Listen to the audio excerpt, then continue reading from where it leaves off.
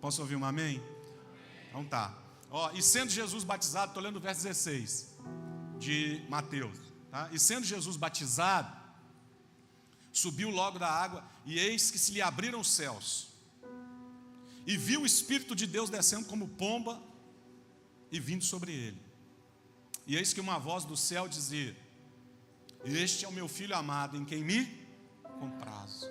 Agora entra no capítulo 4, a partir do verso 1. Então, ou seja, isso aqui é uma sucessão de eventos. Jesus entra no Jordão, é batizado por João. Quando ele está se levantando da água, o Espírito Santo desce em forma corpórea sobre ele, e vem uma voz do céu, que é a voz do Pai, dizendo: este é o meu Filho amado, em quem me comprazo.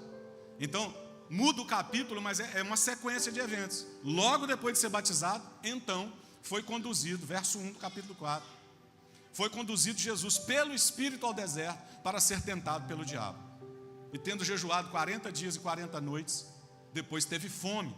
Chegando-se a ele o tentador, disse: se tu és o Filho de Deus, manda que essas pedras se tornem em pães. Ele, porém, respondendo, disse: está escrito, nem só de pão viverá o homem, mas de toda a palavra que sai da boca de Deus. Então o diabo transportou à cidade santa e o colocou sobre o pináculo do templo, e disse: se tu és o Filho de Deus, lança-te daqui abaixo, porque está escrito que aos seus anjos dará ordens a teu respeito, e tomar-te-ão nas mãos, para que nunca tropeces com o teu pé em alguma pedra. E disse-lhe Jesus: também está escrito, não tentarás o Senhor teu Deus. Novamente o transportou o diabo a um monte muito alto, mostrou-lhe todos os reinos do mundo e a glória deles, e disse-lhe: tudo isto te darei, se prostrado me adorares. Então disse-lhe Jesus: vai-te, Satanás, porque está escrito, ao Senhor teu Deus adorarás, e só a ele servirás. Então o diabo o deixou, e eis que chegaram os anjos e o serviam. Eu quero falar com você hoje, submeter essa palavra ao tema vitória no deserto, tá? Uma passagem, maravilhosa, que fala sobre o batismo de Jesus e o início do ministério terreno. Você tem que entender que isso aqui, Jesus está com 30 anos. Ele esperou 30 anos para iniciar o seu ministério terreno. Esperou 30, e em 3 anos e meio, na cruz ele disse: está consumado. Preparou-se 30 anos para executar em 3 anos e meio. Tem gente que está querendo fazer o contrário. Quer se preparar em 3 anos e meio, mas vai demorar 30 anos para poder executar o que tem que executar. Então Jesus ensina que tempo de preparo não é tempo perdido. Você se prepara para viver uma grande conquista que pode vir de forma rápida para você. Às vezes o tempo da preparação é muito maior do que o tempo da conquista. Tem alguém comigo aqui nessa noite ou não? Você pode estar sendo preparado, você está achando que está demorando, mas quando começar a cair sobre você as realizações, você vai ver que vai ser algo muito rápido que Deus vai fazer. Esse texto aqui, ele tem algumas lições importantes. Por exemplo, você vê aqui uma das únicas vezes, tá certo? Ou eu vou melhorar isso aqui: a única vez no Novo Testamento que nós temos uma aparição dos 3, da Trindade no mesmo lugar. Jesus está sendo batizado, o Espírito Santo desce em forma corpórea, e ouve-se uma voz do céu, que era a voz do Pai, dizendo: esse é o meu Filho amado, em que me comprazo. Uma aparição audiovisual da Trindade. Você pensa que palco era esse que estava preparado ali para o dia do batismo de Jesus? Só que o que me chama a atenção nesse texto? Jesus está para começar o ministério dele, e ele sai daquele momento ali, e ele vai para o deserto, diz a Bíblia, para ser tentado pelo diabo. Sabe, irmãos, a vida cristã, ela não é um tapete vermelho com rosas, não. O próprio Jesus, antes de começar o ministério dele, foi levado ao deserto, passou pelo deserto, passou pela tentação, para que tivesse vitória no deserto, para nos mostrar que a vida cristã, ela não é sempre flores. Tem gente que acha que a vida cristã é purpurina. Tem gente que acha que a vida cristã são eventos, conferências, pregadores famosos, o tempo todo. Não. A vida cristã é uma vida de luta, de batalha, mas também de vitórias. E a gente precisa entender isso, É uma vida de constância. É uma vida muito mais do que um evento, é uma vida de um propósito. Viver uma vida com propósito. Eu admiro muito, sabe, irmãos? A maturidade da igreja está aqui. Eu tenho orado acerca disso. A maturidade está aqui. Pessoas que são constantes. Por exemplo, nós estamos passando por esse tempo que estamos passando aqui, que é diferente. Estou aqui nessa terra há mais de 30 anos, eu convivo aqui. Cheguei em 1993. Eu nunca vivi aqui um momento semelhante a esse. Quem está há muitos anos aqui pode testificar a mesma coisa. Nunca vivemos um momento semelhante a esse. Mas o que eu posso dizer é o seguinte: aqueles que permanecerem fiéis vão colher os frutos dessa persistência. E eu estou dizendo aqui para você, quando esse tempo passar, porque vai passar, quando esse tempo passar, tá? Quem estiver de pé vai colher os frutos da vitória do Senhor. Porque nós vamos ter vitória nesse deserto. Você pode dizer um amém por isso? Porque eu quero dizer para você, assim como Jesus venceu no deserto, você também vai vencer em nome de Jesus. Faz um barulho de vitória aí se você acredita nisso, amados. Eu compartilho com você aqui algumas lições que eu considero importantes. A primeira delas está no versículo 1 do capítulo número 4. Então foi conduzido Jesus pelo Espírito. Para onde, gente? Diga comigo: deserto. Agora eu pergunto, você me responde: quem levou Jesus para o deserto? Não, você está muito fraco. Quem levou Jesus para o deserto? Vou fazer igual o pastor Tarso, me ajuda aí, assembleano. Quem levou Jesus para o deserto? O Espírito Santo. Diga comigo: o Espírito Santo. Eu quero dizer para você que o Espírito Santo leva a gente para o deserto também. 2 amém só. Sabe por quê? Porque você não quer ir, mas você vai assim mesmo. Porque o Espírito Santo, Ele que dirige as nossas vidas. Só que eu vou dizer uma coisa para você: quando nós temos a direção de Deus, é melhor estar com Deus no deserto do que estar com o diabo no palácio. Eu prefiro estar no lugar da provação, no lugar da dificuldade, mas sabendo que Deus está comigo, do que estar num lugar de um falso conforto, sem a aprovação de Deus. Eu quero dizer para você que o mais importante não é o lugar que você está, mas quem está com você no lugar onde você está. Ou tem alguém aqui comigo hoje? Nós nos preparamos para os dias de vitória, mas nós não nos preparamos para os dias dos desertos. E a gente precisa aprender que vida cristã tem deserto também. Nunca ninguém chegou para mim e falou assim: pastor, ora por mim, que eu vou entrar num deserto. 7 semanas para você entrar num deserto. Não, nós queremos é a vitória. Nós queremos é a chave da vitória. Nós queremos é o palácio. Nós queremos são as bênçãos materiais. Mas a gente se esquece que a vida cristã também tem deserto, meu amado. Eu queria que você abençoasse a vida de alguém aí que está do seu lado e falasse para ela assim: vizinho, fala aí para alguém, vizinho, teu deserto está chegando. Pode dizer aí para alguém. É melhor eu te falar a verdade, não é não? É melhor eu te falar a verdade. Por quê? Porque vez ou outra passamos por um deserto. Esse deserto ele pode ser na família, pode ser um deserto financeiro, pode ser uma crise conjugal, pode ser um deserto de enfermidade. A gente precisa estar preparado, porque o deserto faz parte. E eu tiro algumas lições sobre a questão de deserto na Bíblia. A primeira delas é que deserto é parte do processo, faz parte da jornada. Eu não estou pregando para crente aqui que só sabe viver o tempo da bonança. Eu estou pregando para crente que se tiver bom, ele vem para a igreja dar glória a Deus. Mas se tiver na escassez e na prova, ele vem para a igreja dar glória a Deus. Se ele estiver na crista da onda, ele dá glória a Deus. Se ele estiver no fundo do mar, ele dá glória a Deus. Se ele estiver no alto da montanha, ele dá glória a Deus. Se ele estiver passando pelo vale da sombra da morte, ele dá glória a Deus do mesmo jeito. Quem entende que é processo. Se Jesus passou por desertos, Mardoc, quanto mais nós. Segunda coisa que eu aprendo sobre deserto na Bíblia é que você não escolhe o seu deserto, é o seu deserto que te escolhe. Porque senão, você já foi comer nesses restaurantes? Aqui mesmo tem um mac-mac aqui. Moisés gosta demais desse mac-mac aqui. Aqui que você tem, que eles te dão uma folhinha, você marca o que você quer. Lá você escolhe. Quero isso. Aí eles vão trazendo. All you can eat. All you can eat. Você pode tudo, mas você aqui tem que escolher o que você quer.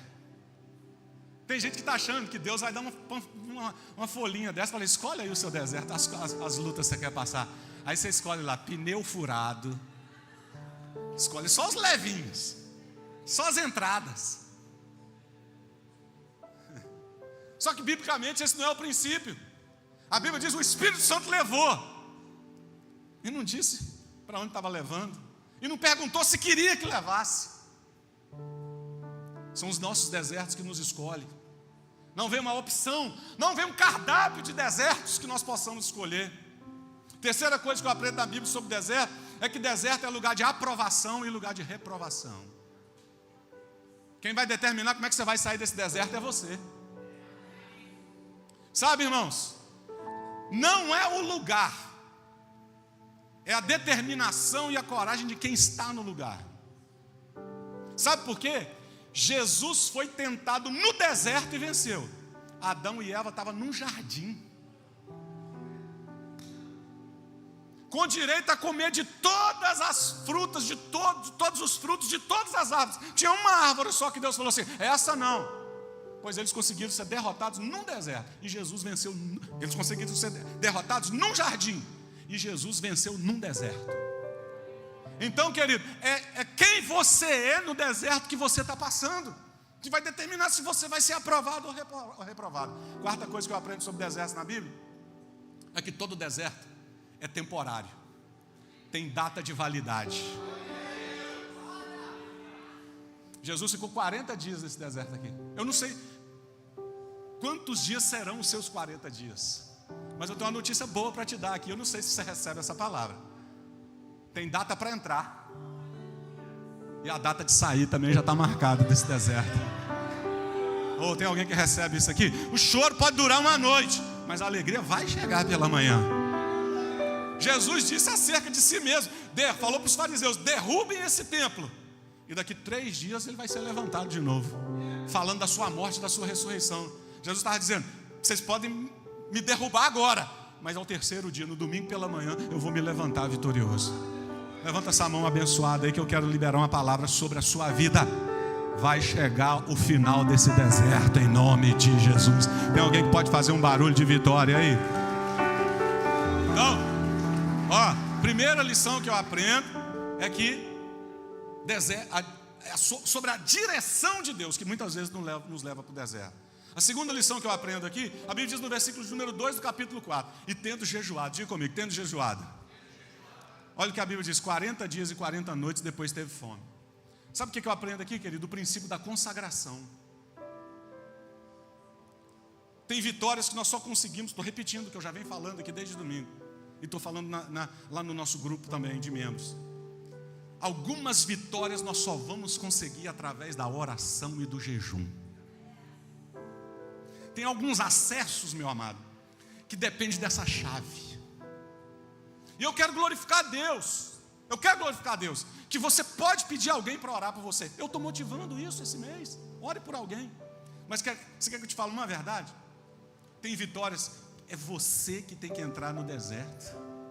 Você que tem que orar, você que tem que jejuar, você tem que se consagrar. E eu vou dizer uma coisa aqui para vocês, querido, um assunto que está sendo pouco pregado nas nossas igrejas, porque nós estamos mais preocupados, e eu me incluo nesse meio de pastores, porque às vezes a culpa é do altar. Nós estamos muito preocupados em fazer as pessoas se sentirem bem, e quando na verdade nós precisamos motivar as pessoas a uma consagração que vai exigir uma privação de alguma coisa, porque ninguém gosta de ficar sem comer. Quem aqui ama acordar às 5 horas da manhã? Nenhuma mão levantada, eu estou te falando. Bom mesmo é cama quentinha, bom mesmo é edredom, bom mesmo é aquelas cortinas que quando você fecha, você tem que sair tateando, você não enxerga nada. O blackout é dessa. Bom mesmo é dormir sem hora para acordar. Mas tem vitórias, tem desertos que a gente tem que entrar na consagração. Vamos ter que acordar de madrugada. A olheira vai ficar visível. E tem gente que não vai entender quando a sua vitória chegar. Vai te pegar de olheira, mas vai ter que entender que você pagou o preço para conquistar aquilo que você conquistou. Oh, tem alguém comigo aqui que ainda acredita no poder do jejum e da oração? Irmãos, eu estou falando de Jesus. Eu pergunto, você me responde, pastora Lúcia, me ajuda. Jesus precisava orar e jejuar? É Ele que responde quem ora e jejua. Só que Ele está querendo deixar um exemplo para a gente. Ele venceu essa batalha contra o diabo no deserto, nos mostrando o exemplo de como também nós podemos vencer no deserto. Pastor, o que é jejum? Jejum, você não faz, não é para emagrecer. Jejum é abster-se de comida por um propósito espiritual. É você falar, eu vou ficar sem comer metade desse dia aqui, por esse propósito aqui. E eu te digo algumas verdades, 2 ou 3 verdades sobre a consagração. Aguça o seu ouvido. Primeiro, consagração não tem como terceirizar, é você. Aqui, eu vou te pagar $20, você jejua para mim, por favor. Quanto que é a sua hora de jejum?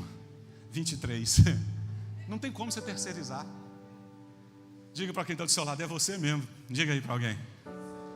Eu contei isso aqui já, mas quem sabe tem alguém que não estava aqui. Eu cheguei um dia num lugar que presta serviço, eu não sei, fui lá, não sei se eu fui levar minhas filhas, alguma coisa, lá no Brasil, sei lá, para fazer unha, alguma coisa. Eu estou assim naquele balcãozinho que fica, o pessoal bota um monte de cartão ali, né? Aqueles cartãozinhos de visita. Aí cheguei, puxei um cartão, peguei um cartão, achei interessante. Aí estava assim, personal pastor. Oro, jejum e profetizo para você. Telefone de contato. Tem ou não tem, gente? E eu lamento dizer que ainda tem crente que cai nisso ainda. Da DEVEC não. Porque crente da DEVEC não fica correndo atrás de movimento não, meu irmão. Crente da DEVEC gosta disso aqui, ó. Esse livro aberto e a palavra sendo pregada. E eu peguei aquele cartãozinho, olhei aquilo e falei, não estou acreditando que eu estou vendo. Quer dizer, você não precisa fazer nada, eu faço por você. Consagração não tem como você terceirizar. Aí uma irmã veio orar, veio depois de um culto para mim, me falou assim, pastor, você pode orar por mim? Eu falei assim, lógico que eu oro. É o meu prazer, eu sou pastor, eu amo orar. Eu vou orar por você, minha irmã. Ela falou assim, mas antes, pastor, eu estava lá em casa, Deus falou comigo que o senhor tem uma palavra para me entregar. Aí eu fiquei assim, deu uma travada, né? O chip travou, o computador travou. Aí eu fiquei assim, peraí, Deus falou com ela que eu tenho uma palavra. Já que Deus estava falando com ela, já? Por que já me entregou a palavra? Eu falei assim, não tem não, irmão. Não falou nada comigo não. Ah, pastor, você tem que ficar ligado, olha para você ver.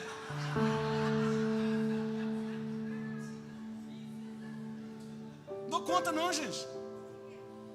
Uma outra vez, uma pessoa me procurou para orar, um irmão me procurou para orar, pastor, você pode orar pela minha família? Estou passando uma crise. Lógico, meu irmão, que eu posso orar. Aí ele falou assim, eu posso dobrar o joelho, você coloca a mão? Lógico, meu irmão. Aí ele dobrou os joelhos, eu estou orando por ele, ô Senhor, abençoa a família do teu servo, tu sabes o que ele está passando. Aí daí a pouco eu senti assim na minha perna, assim, puxando a minha calça. Aí eu abri o olho para ver, era o irmão. Aí ele falou assim, pastor, me interrompeu a minha oração. Ele falou comigo assim, pastor, dá para você colocar um pouquinho mais de fogo? Põe mais fogo aí, pastor. Não dou conta não, irmãos.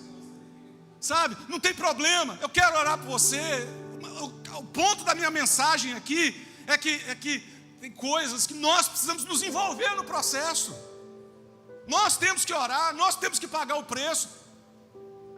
A segunda coisa sobre consagração que eu aprendo é que tem coisas na nossa vida que só rompe com jejum e oração.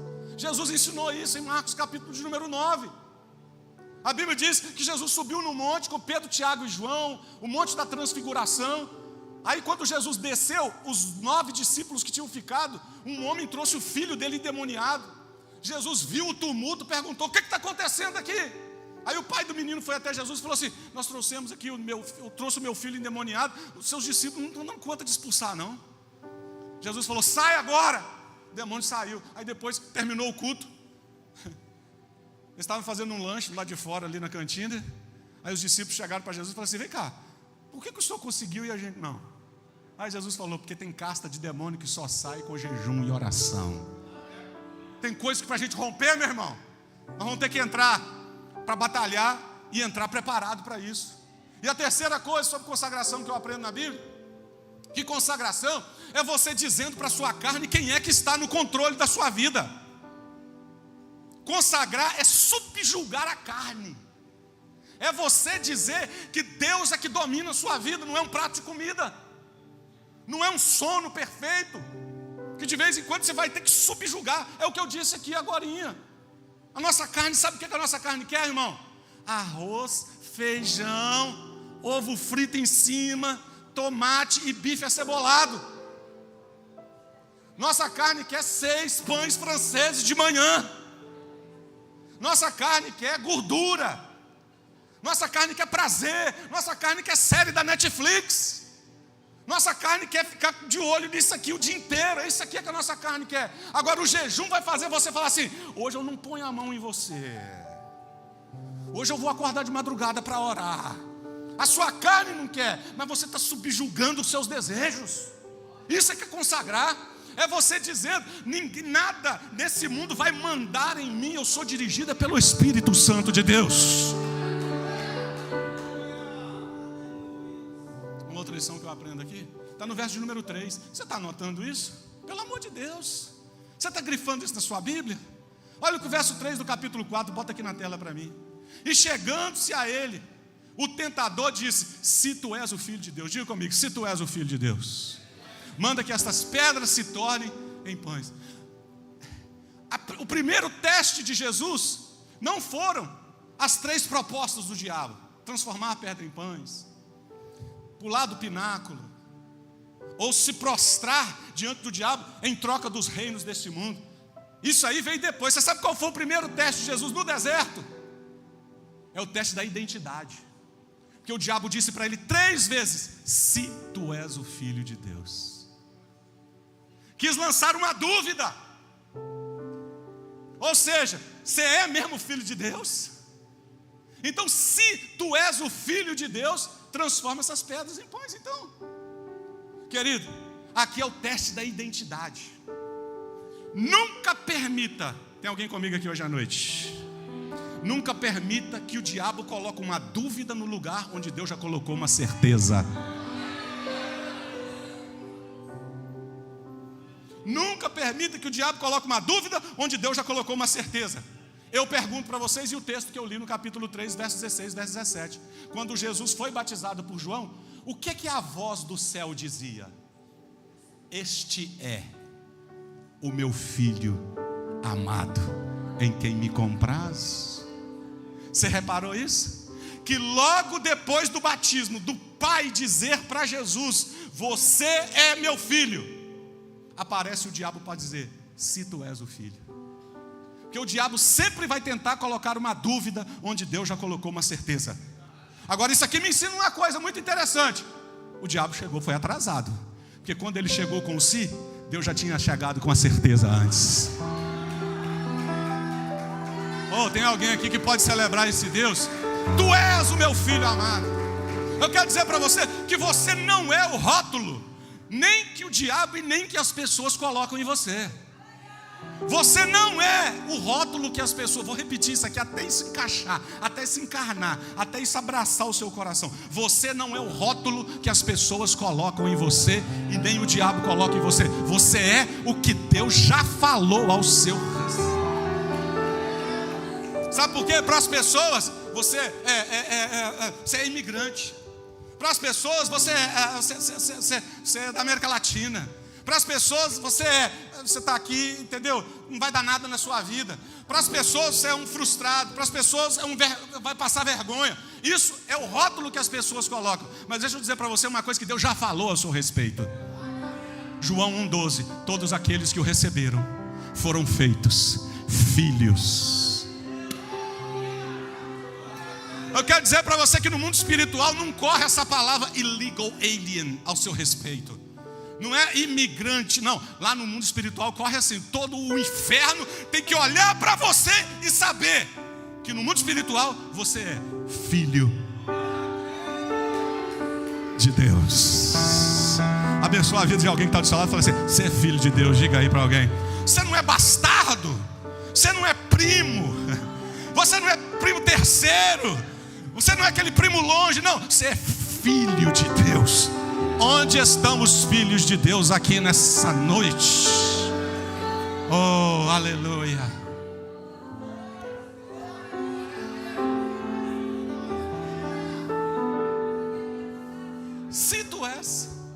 Se tu és, e mais uma vez, se tu és, Deus já tinha dito: tu és o meu filho.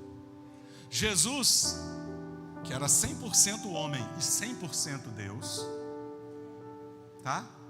Ele precisava saber disso. Eu sou o filho amado do meu pai. E Deus Pai não precisava vir todo dia falar com Jesus durante 3 anos e meio de ministério, não, pastor Leandro. Ó, passando aqui para te lembrar que você é meu filho. Aqui. Aí Jesus acordava no outro dia, porque Jesus dormia também. Aí Jesus acordava. É até um negócio assim estranho de falar, né? Mas a Bíblia diz que ele dormia, ficava cansado, dormia até dentro do barco, colocava um travesseirinho, ó, dormia. Já imaginou você olhando assim, e Jesus está dormindo do seu lado? Nossa, Jesus está com sono, né?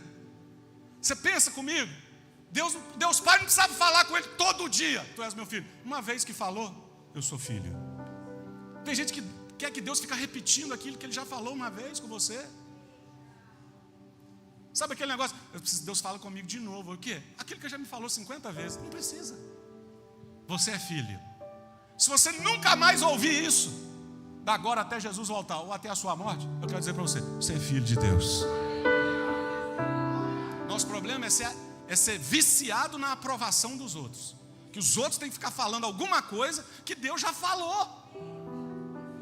Com todo respeito, irmãos. Eu não sei se eu posso pregar sobre isso aqui ainda. Essa igreja é muito nova, não sei. Posso falar aqui um negócio? Na lata, posso falar? Sabe, irmãos? O problema é que a gente quer. Sabe? Eu não vou falar isso aqui não vou falar não. Vai ser muito pesado.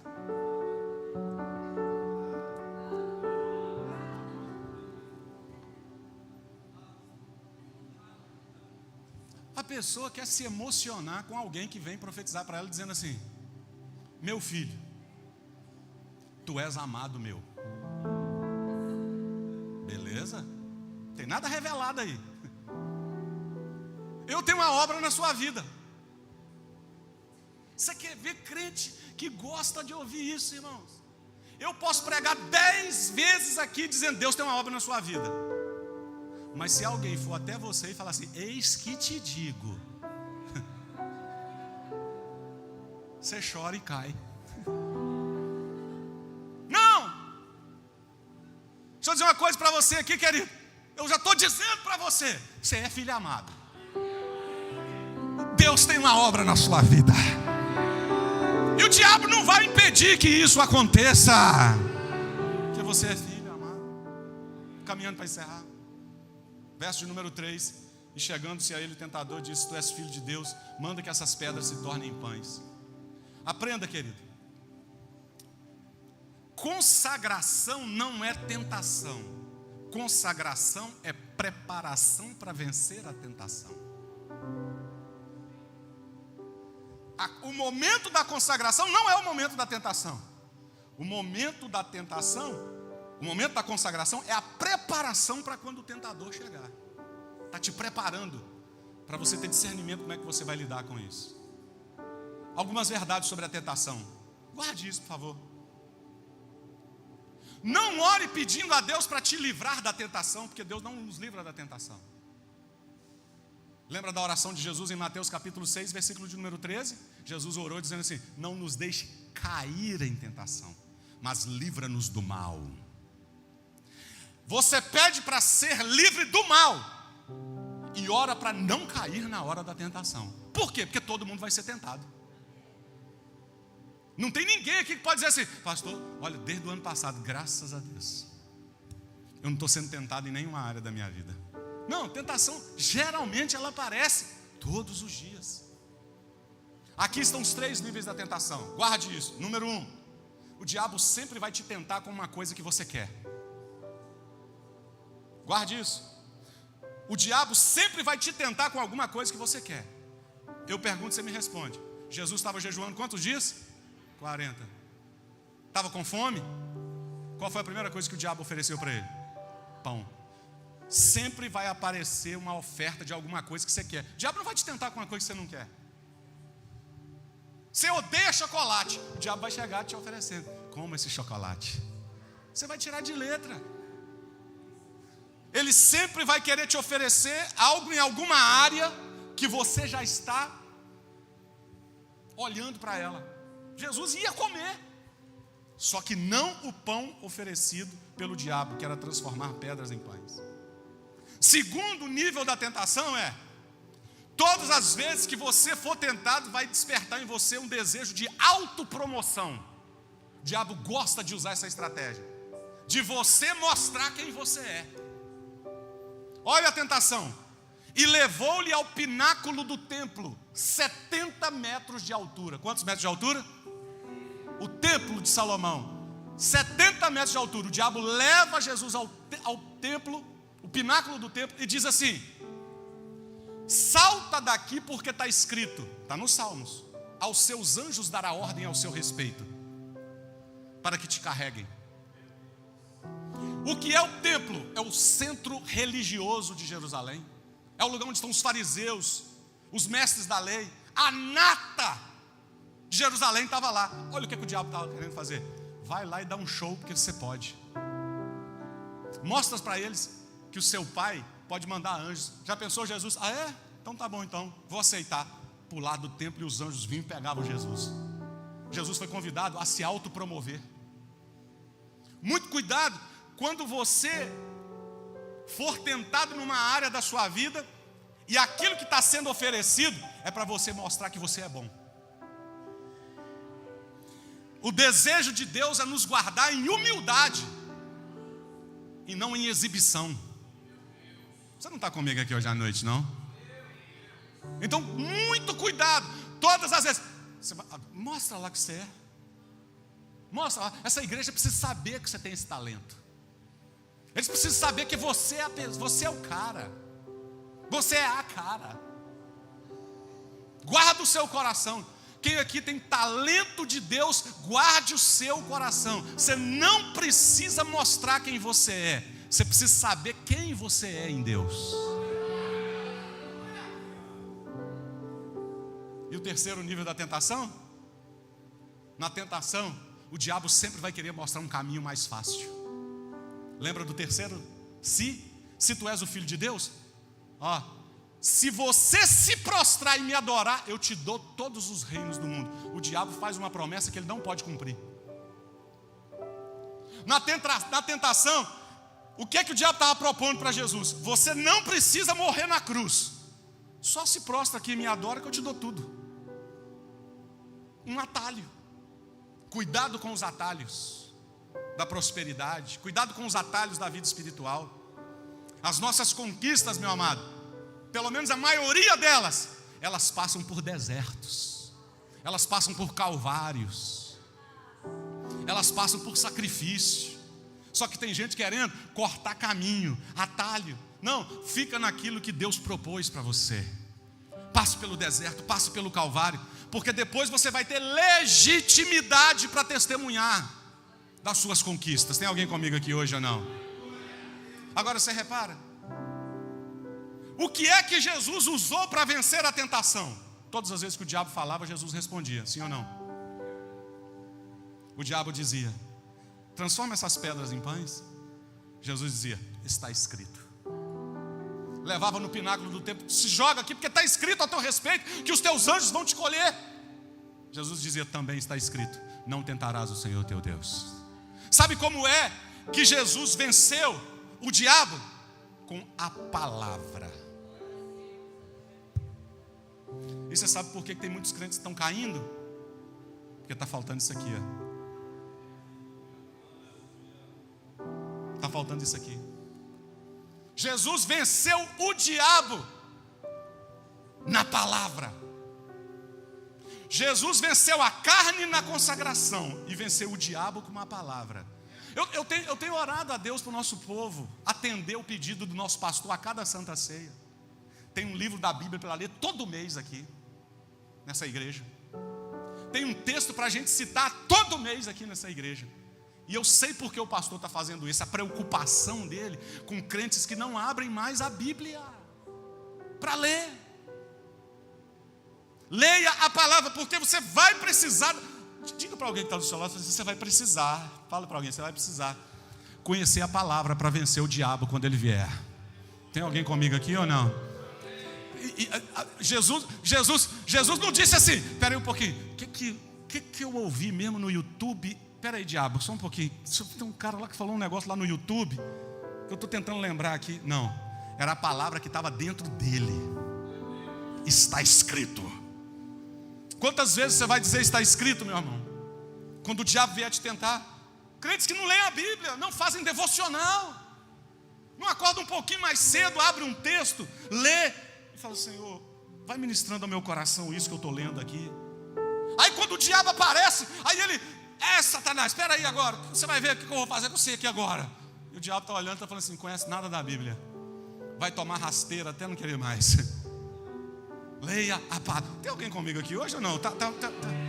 Pastor, me dá uma outra, me dá uma receita mais fácil. Não, a receita é: consagra, leia a palavra, que você vai ter vitória. E eu encerro com isso aqui. A Bíblia diz no versículo de número 11: depois de ser tentado, Jesus vence o diabo ali. A Bíblia diz no verso 11: então o diabo o deixou. Você fica feliz com isso? Não? Eu quero dizer para você: o diabo vai ter que bater em retirada. Vou repetir isso aqui: o diabo vai ter que bater em retirada. Vou repetir isso aqui: o diabo vai ter que bater em retirada. Eu estou profetizando isso aqui: o diabo vai bater em retirada. Oh, na palavra, na consagração, nós vamos vencer em nome de Jesus. Oh, alguém tem que fazer um barulho de vitória aqui nesse lugar, pelo amor de Deus. Mas eu quero, aleluia, eu quero a última parte desse texto aqui. E eis que chegaram os anjos e o serviam. Tem um comentarista chamado John Gill, que no comentário dele ele diz que os anjos, né, é um comentário, não fere nenhuma doutrina, que os anjos vieram em forma humana. E isso aconteceu muito na Bíblia.